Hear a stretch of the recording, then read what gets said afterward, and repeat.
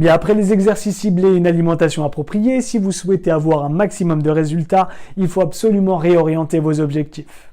Si vous souhaitez avoir des abdominaux apparents et une silhouette harmonieuse, il faut concentrer vos efforts sur une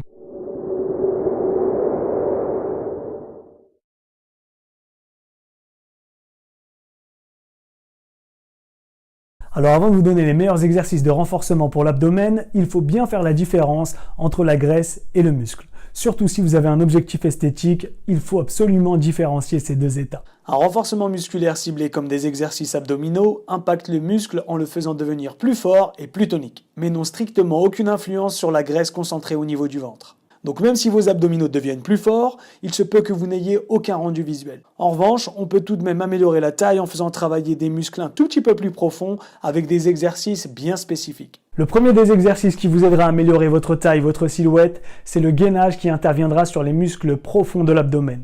En l'occurrence, le transverse, c'est ce muscle qui fait tout le pourtour de l'abdomen et qui maintient les viscères en place. Si vous souhaitez avoir une réelle modification au niveau de la taille, il faut améliorer le maintien abdominal. Surtout si vous avez l'habitude d'avoir une mauvaise alimentation et que la digestion est difficile pour votre organisme, une forte sollicitation des organes digestifs crée un réel effet de ballonnement sur le ventre, un peu comme lorsqu'on a trop mangé. Et si votre transverse est trop faible, il laisse les viscères occuper toute la place nécessaire et donne automatiquement un aspect ventral complètement relâché. Pour améliorer votre transverse, rien de mieux qu'un exercice statique où vous allez réapprendre à votre corps à avoir une bonne posture et tout ça correctement maintenu. Le deuxième exercice est une variante du gainage où on ajoutera de la résistance pour en maximiser les effets.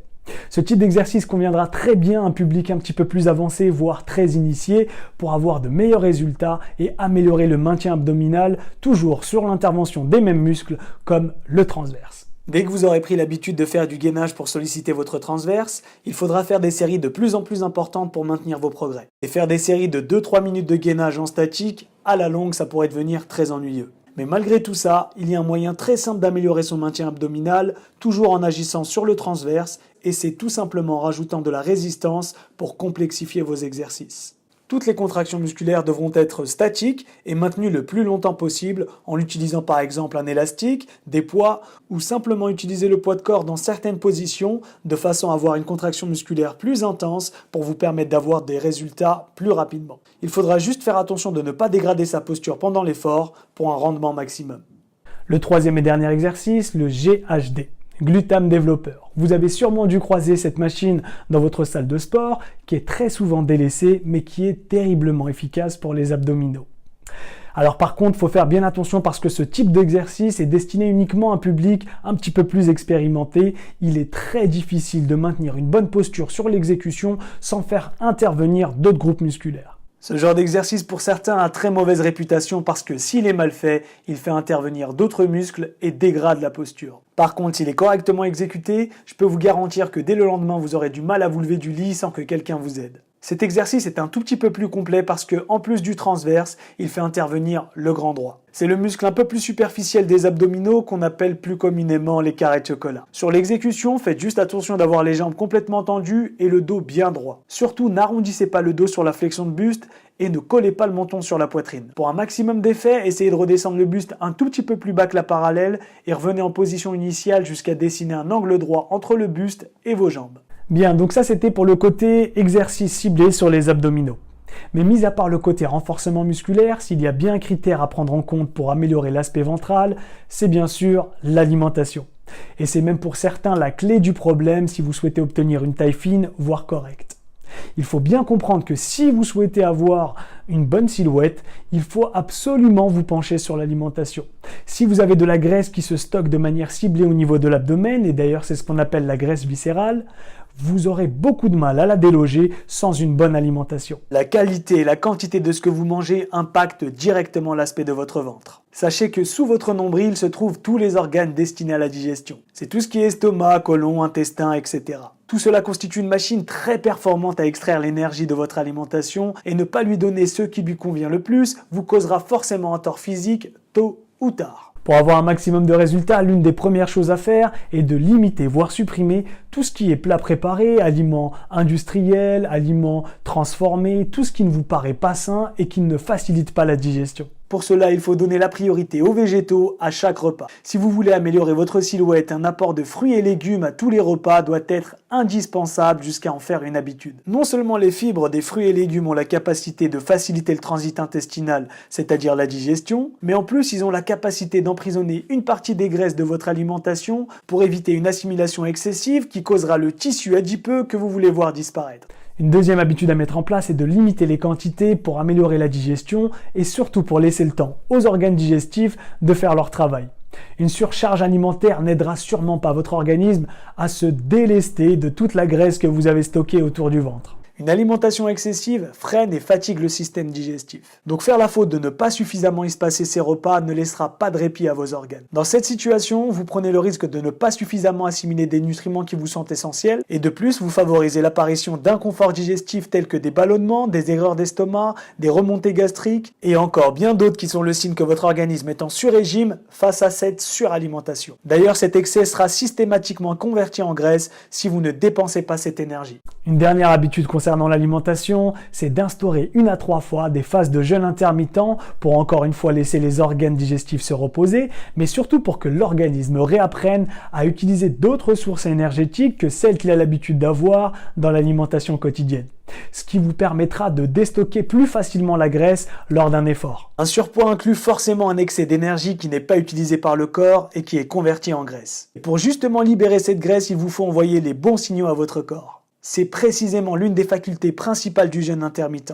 Dans cet état, le corps est contraint d'aller chercher une énergie nécessaire à son fonctionnement là où elle se trouve, c'est-à-dire dans les cellules graisseuses. Le jeûne va stabiliser votre glycémie, c'est-à-dire le taux de sucre dans le sang, et facilitera les messages hormonaux responsables d'un déstockage de graisse.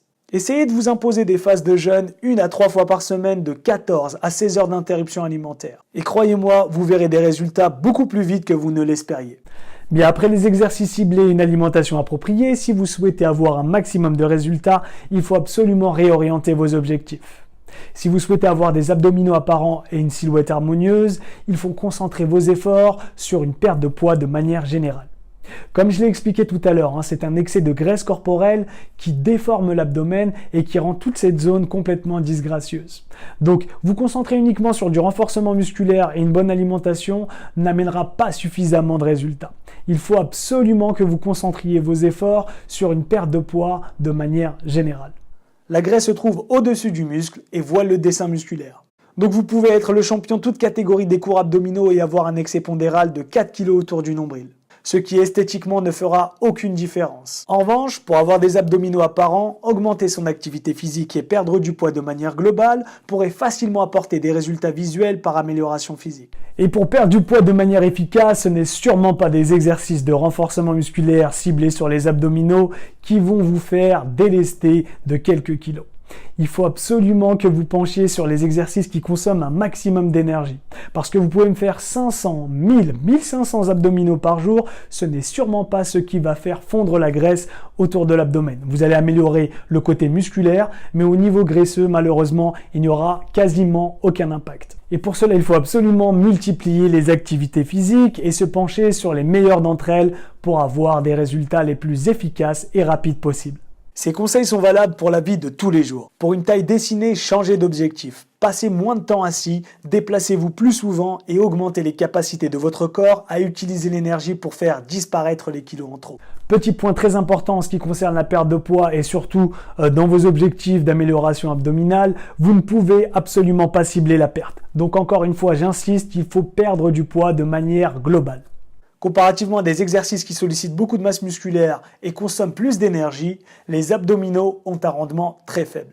Des mouvements polyarticulaires tels que du squat, du soulevé de terre, du développé couché et encore bien d'autres sont bien plus efficaces pour engendrer des déficits caloriques qui effaceront la graisse de votre corps. Donc ce n'est sûrement pas la chose à quoi donner la priorité pour perdre du poids. Si vous n'aimez pas la musculation, penchez-vous plutôt vers des activités qui consomment beaucoup d'énergie comme le squash, la boxe, l'escalade et bien d'autres encore. Sinon, favorisez des activités aérobiques comme de la course à pied, de la natation, du roller et toutes ces activités d'endurance qui consomment beaucoup d'oxygène pour maintenir l'effort. Alors bien évidemment, il existe plusieurs approches, plusieurs techniques. On pourrait faire de l'intervalle training, on pourrait associer ça à de la musculation pour avoir des déficits caloriques plus importants. Mais pour l'instant, restez sur quelque chose d'assez simple, surtout si vous débutez, du cardio training à moyenne intensité entre 30 et 45 minutes pour essayer de dégrader un maximum de graisse et améliorer votre silhouette. Bien maintenant que vous savez comment améliorer votre condition physique et avoir des abdominaux à zéro défaut qui feront de vous le futur athlète sur les plages de cet été, juste avant de me quitter, je vais vous demander de me laisser un petit commentaire en dessous de la vidéo pour savoir ce que vous en avez pensé et surtout pour recueillir un maximum d'idées et de sujets que je pourrai développer dans des vidéos très prochainement. Si vous souhaitez obtenir un objectif sportif avec un accompagnement 100% personnalisé et professionnel, retrouvez-moi sur le site coachchallenger.fr. Avant de vous quitter, moi je vous souhaite sportivement le meilleur. On se retrouve dans une prochaine vidéo. Salut à tous.